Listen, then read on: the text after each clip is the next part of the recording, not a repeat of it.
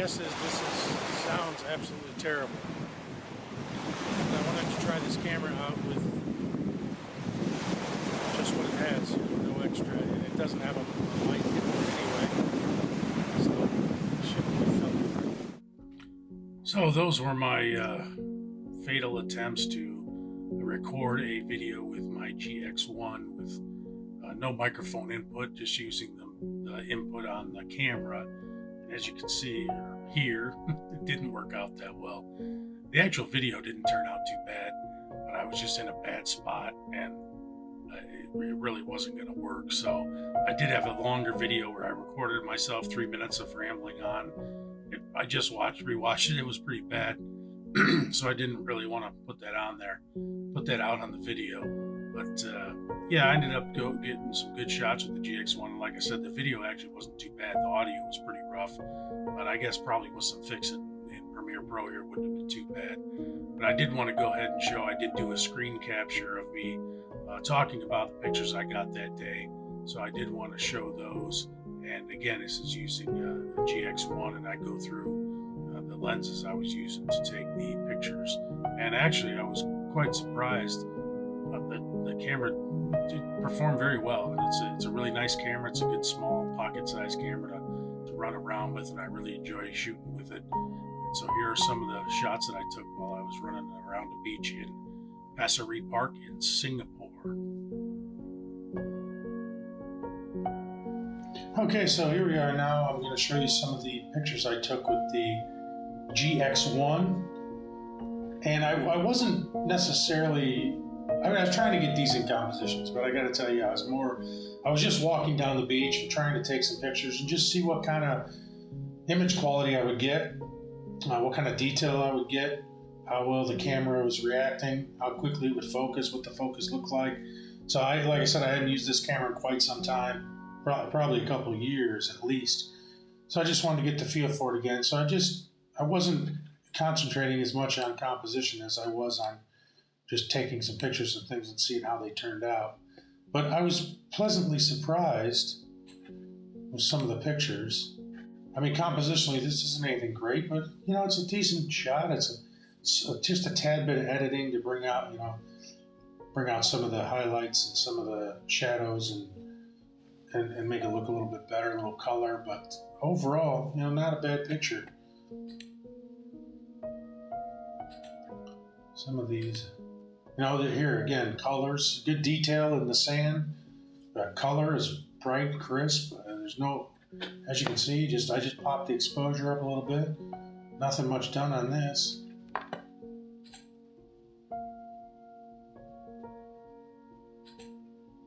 Color there. Here's some of the ones this one.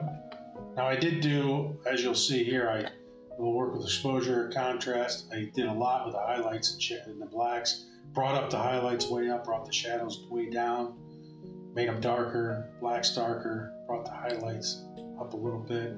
Did some clarity DHI. I mean, I was really trying to make this one pop as a black and white. All this is just the textures in the sand where the water had retreated during low tide. But I really like this. It's one of my favorites from the day. It's really, and the camera, I mean, it's really detailed. It's good. I like it. Here's one of just a mangrove tree. I'd say it's interesting detail, nothing fancy. That one didn't turn out too well. I don't like the focus on that one. Now these that I'm showing you now were taken with the 14mm prime lens.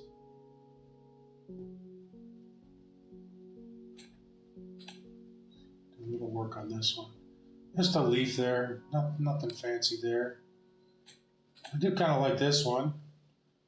It's good detail on the foreground there, and then a nice blur. I was seeing what kind of blur I would get with that 14mm lens, and we can see what this one was taken at with the 14mm at f2.5. So the aperture at f2.5, so I could get that blur. That's a pretty good blur. It looks pretty good. I like it. Here again, just focused here, pretty much blurred out the rest of it. Again, taken at 2.5. Same kind of deal there.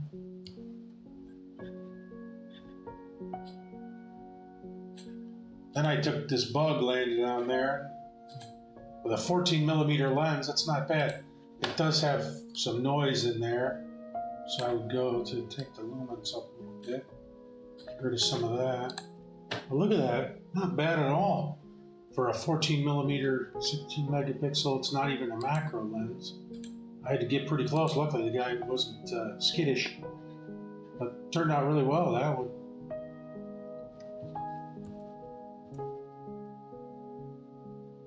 Oh, well, that's why. Sorry. I was gonna say I had to get really close to the front. That one was with my other camera. I should have taken that out. Where'd the one with the Leica go? Oh. So it happens sometimes. I thought, wow, that really did a nice job. Well, no wonder. Here's the one. Okay. Whoops. Sorry about that. But that's still pretty darn. In fact, I kind of like that one better than the actually with the with my. I had the EM5 Mark II out with my 50-200 lens. I was taking some pictures of that, but this really turned out nice for a 14mm at f2.5, 640th of a second. There was a little bit of breeze, so I did have some movement, so I was trying to get the movement. But yeah, I'm really happy with that. The colors look good. I didn't mess with it very much. A little bit of clarity, a little bit of contrast, and then I put the little, the effect on it for the vignette. But that's about it. I'm really impressed with that. There's a little fly. Those didn't turn out as well. It was really tough to focus on that. Didn't really get in focus. Oh, then a lovely picture of my hand. And I just took that picture. Now I switched over to the 14-42 lens at 36mm. That's pretty good. A little bit of noise in there, but not bad. Some of my favorite pictures. This one. I like the little footprint there, and then the little, I don't even know what that is there. But it caught my attention. This one I really liked. These are some type of sandbag. Well, they're not they're sandbag that they put instead of rock. Most of it's rock, but they put this sandbag. If you look here, you can see the sandbag, and then it goes to rock here. And this is actually a police monitor here that monitors for people trying to swim across. It's so close to Singapore. We're so close to Malaysia, Johor. But these are the bags here, and then so this guy was just fishing up here. Just liked a lot of empty space, and then a little bit of foreground interest here with the fisherman with that yellow shirt, really contrast. I really like that. It turned out nice, and it's good quality. I mean, like, quality's good on there. I didn't do a whole lot on that one. A little bit of adjustments there. And I was trying to take this poor little crab guy. I was getting blown out by the. You don't really see him out too much during this. Is toward the middle of the day. I mean, toward noon. You don't see him out too much, but this guy was getting tossed around pretty good. And there's purple claws there, but I didn't really get a good picture of him because he was moving so much in the water, getting tossed around. There we go. That's nice. I mean, this one I just did. I mean, look at the colors on that are nice. I mean, I did a little bit of adjustment here, just some contrast, a little bit of clarity and texture, and a little bit of vibrance, but it's nice. That little shell in the middle is what I was kind of looking at, and then there's this really interesting colors and textures on this tree that caught my eye. So this is a nice shot. This was at, let's see, we got 1/60th of a second, 38mm, ISO 200. Not bad. And this one here. Now something went in this hole. I was hoping it was going to peep back out, but nothing. But I like the color again around here, the contrast of the different colors. Caught my eye there. And I did take a couple of pictures of the camera I was using. Oh, that one didn't turn out. So this is the camera. This is when I was taking the video, and I had I'd forgotten the plate, and then so I was using my EM5 plate, but it doesn't really fit on there that well, so it just wasn't a very good setup. But I was using this is what I was trying to take the video with. You can see here, there it is. Here's the camera. And then this picture, I took this one also, 14 to 42, 41 millimeter. This turned out really nice. Just a little bit of adjusting there.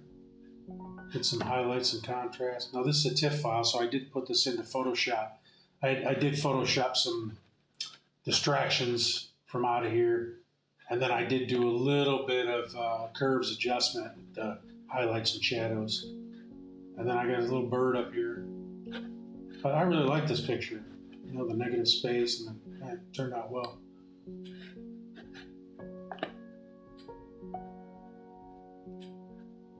So and then I just took some shots and nothing fancy, just lady walking the dog, lady with a dog, nothing special there.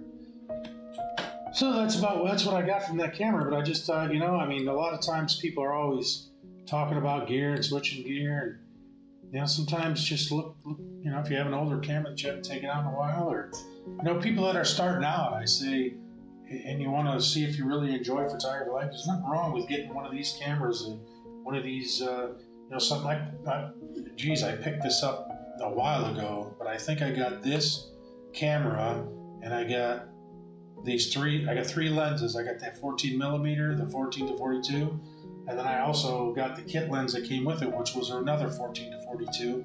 So I got the pancake and the kit lens and this 14 millimeter prime lens, plus this camera, all for around $175 US a couple years ago. So, I mean, heck of a deal for this. If you look around, you'll find, I mean, the guy just didn't want anymore. I didn't get the box or anything with it, but I wasn't too concerned about that. I only got one battery, but you can always pick up a battery for 15, 20 bucks. I got the charger with it. He even gave me a SD card, which I don't use. It was only a 16 gig. But anyway, you know, the point here is that you can, you know, you don't need the latest and greatest equipment. And I'm actually, like I said, going to take this camera with me tonight to do even some night photography and do some walking around in Chinatown. And I think it'll be more than adequate to get some really good shots with this.